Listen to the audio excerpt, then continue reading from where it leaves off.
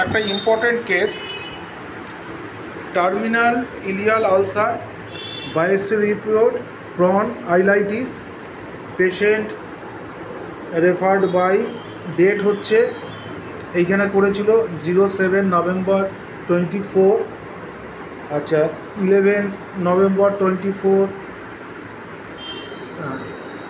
24 সেই সময় করেছে। রিপোর্টিং ডেট, বায়োপসিটা রিপোর্টিং ডেট, আরও অনেক কিছু রিপোর্ট আছে। অনেক দিন ট্রিটমেন্ট হয়েছিল। পেশেন্টের একটু জিপটা দেখাবো, জিপটা দেখুন, ময়েস্ট, একটু ইন্ডেন্ট রয়েছে। আচ্ছা, আর হচ্ছে পেশেন্টের চেয়ার অনেক ভালো ছিল। এখন আমি যা জেনারেল ক্লিনিক্যাল চেক আপ পেয়েছি এগুলো সব লিখেছি। তার ক্লিনিক্যাল চেক আপ মোটামুটি নর্মাল।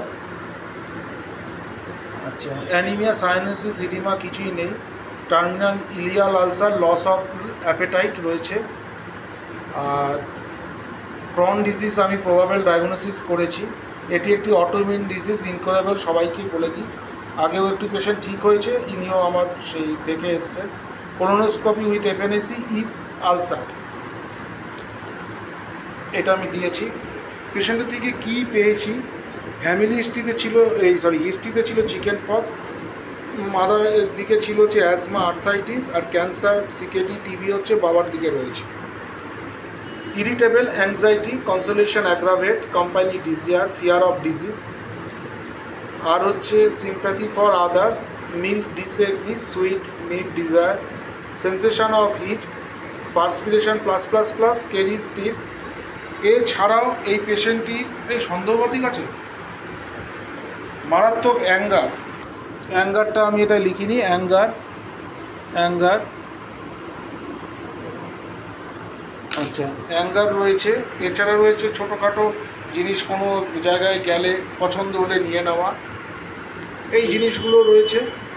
এর মধ্যে আমি মেন যে জিনিসগুলো নিয়েছি, anxiety, anger, irritability, company desire, fear of disease, milk disagree. এখন খেতে বারণ করেছে বলে খাচ্ছে না, ভয় খাচ্ছে না, কিন্তু সুইট মিট এগুলো তার খুবই ভালো লাগে আর খুব ঘাম হয়।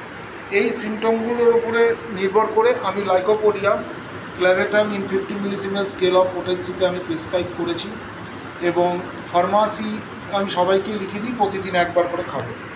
2 মাস পরে একটা করতে বলেছি।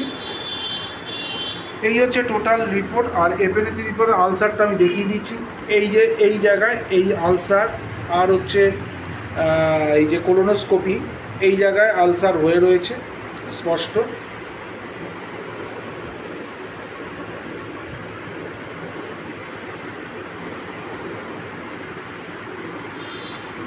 ওকে, থ্যাংক ইউ ভেরি মাচ।